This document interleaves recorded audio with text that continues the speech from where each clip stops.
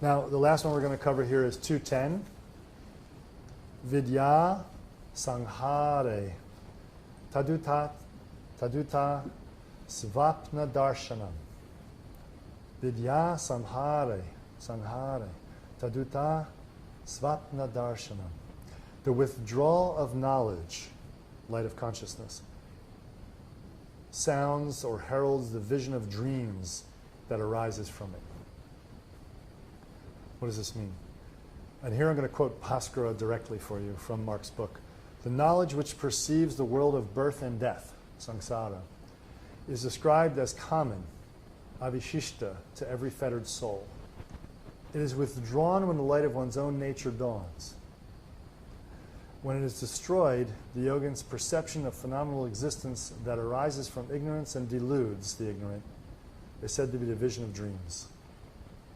So when you withdraw everything and become Chittang Mantraha, the whole world that everybody operates in, the world of craving and desire and running after things and subject-object duality and hating people and loving people and then hating the one you loved and then loving the one you hated and then all this crazy up and down cuckoo-ness, nobody with any stability of love and wisdom, right?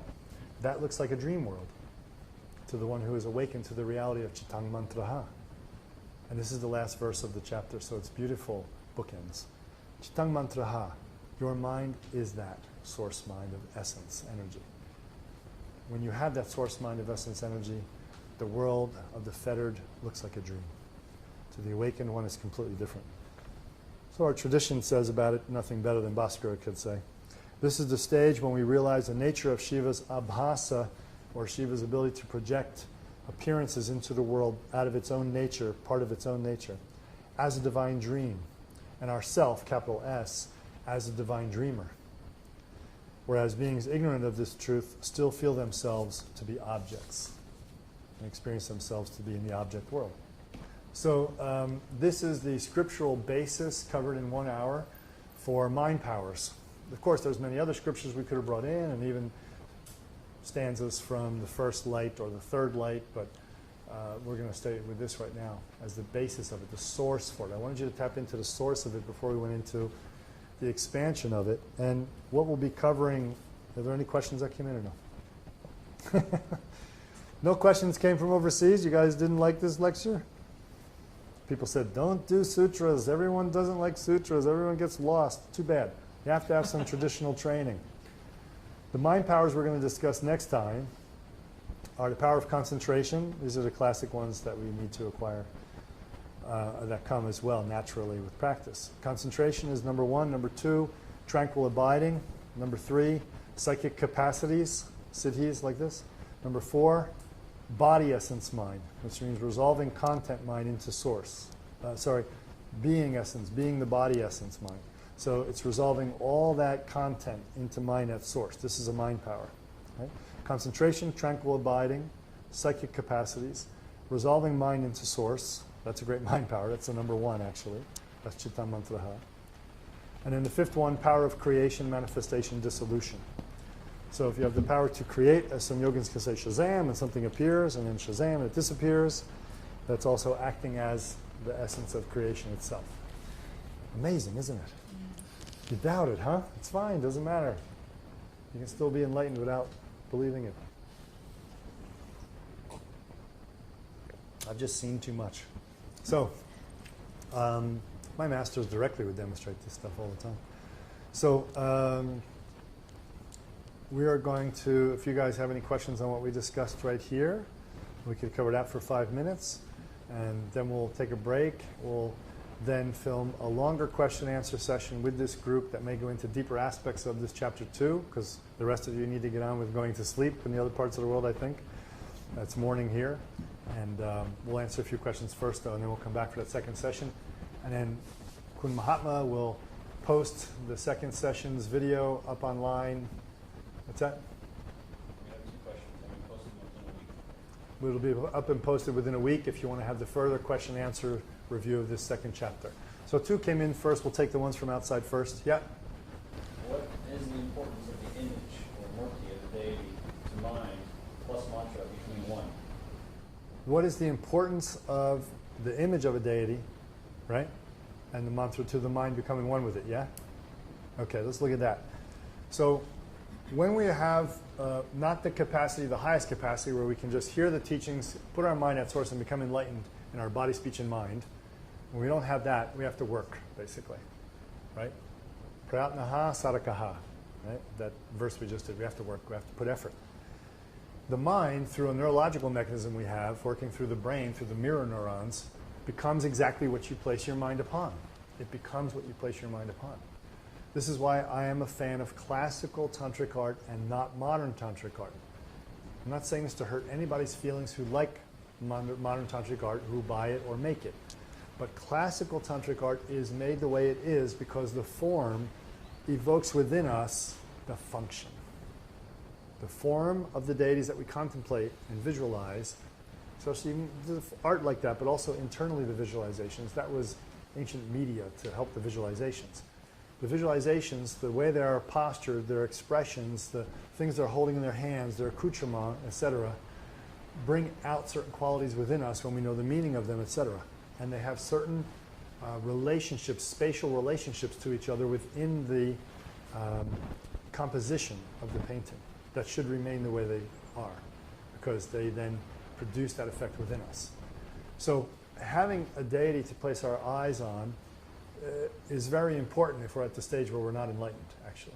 If we understand the deities and images of our gurus and all the great masters. I have pictures of many, many enlightened masters, not just my guru, not even just the gurus in my lineage, but many other lineages. And I put them everywhere. And if you come to Thailand, I often give everybody who comes, if they wanted a tour of our house, you will see nothing but deities on the walls everywhere, right? Newari paintings done by great masters, because we want that constant reflection. And in my guru's pictures too, and other gurus, because we want that constant reflection. So the image is important to start to fuse our mind and simply to remind us constantly that we should remind ourselves that we are this essence source, that we are going back to this essence source. Then of course, at the higher levels of mantra deity yoga practice, when we fuse our mind through the esoteric and secret methods that we use, the empowered mantra received from the guru, the yantra, the morti, the yantra is the geometric configuration, the morti, all these come together with our essence mind, Chittang Mantraha, and we become the mantra's energy. So without these aids, it's very difficult to become the deity's energy. So a good morti is very important, and that's why I support the morti painters. We actually have a very talented morti painter from our school visiting us right now. Ekabumi's here for the Manifesting Divinity retreat that happened, just ended, right? And they're still painting away on the temple because this is a very powerful thing. So this speaks to him in the room right now. So yes, we must have this different support methods. Take the support of the deity's images, the puja practice itself, even things like malas for counting on. They become ways of getting us into this deeper place where we can connect to the essence energy of the mantra, the deity's energy body, and become one with that, fuse with that, as you asked in the question, and then we become the deity, and then we have the result, Chittang Mantraha, and we're relatively enlightened at that point. Was there a second part to that you said? No, she just elaborated. Okay. Another question. Uh-huh. I'm just going to ask him to elaborate. What country was that first one from? Brazil, Sioux City. Oh, good. From Brazil, good.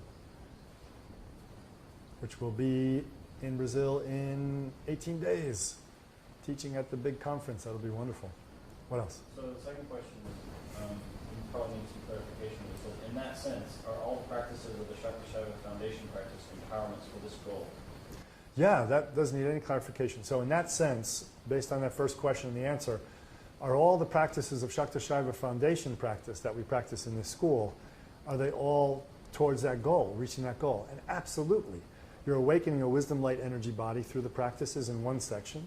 You're repeating the mantras, and you can do them for repetitions, and you should, during the prostration section, during the seated section, invoking the mandala. There's so many moments of it that are so absolutely ripe to experience Chittang Mantraha. This foundation practice, I don't like when people think of it as preliminary. You do it to get it out of the way to go on to something else. It's a very profound practice, very profound. Of course, can lead to enlightenment, absolutely. About to get a question? Yeah.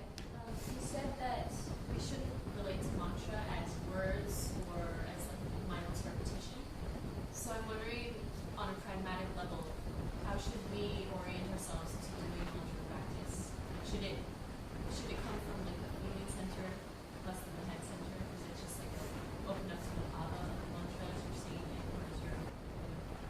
as the mantra comes from Shiva itself and comes into the world and eventually hits our slow vibration, of this dense plane where people can be mean to each other. It only happens on a dense plane, right? How do we work with this? Well, that was very loud.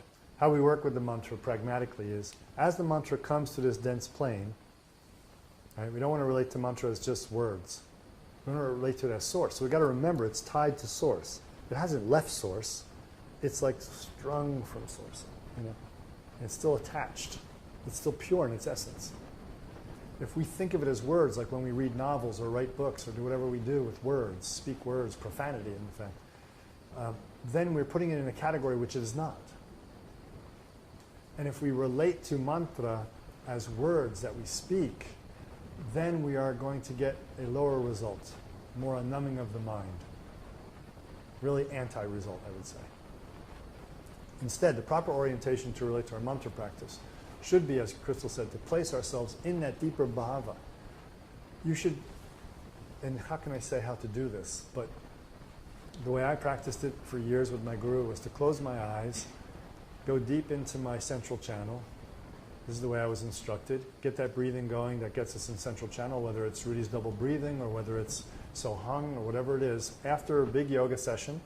So I'm in my sensations. I raised a lot of prana, In those days I had to generate a lot. Then I'd sit down and be ready. Then I'd get the central channel open and going. And then you would always place the mantra at an energy center. This is also what's not done very often in yoga world today. We'd place it at Anahata chakra, we'd place it at Vishuddha chakra, Agnya chakra, Lalana chakra, Sahasrara, above, whatever. All the chakras, the extra bodily, the bodily. You have to, your guru will tell you where to place it. You place it at the chakra.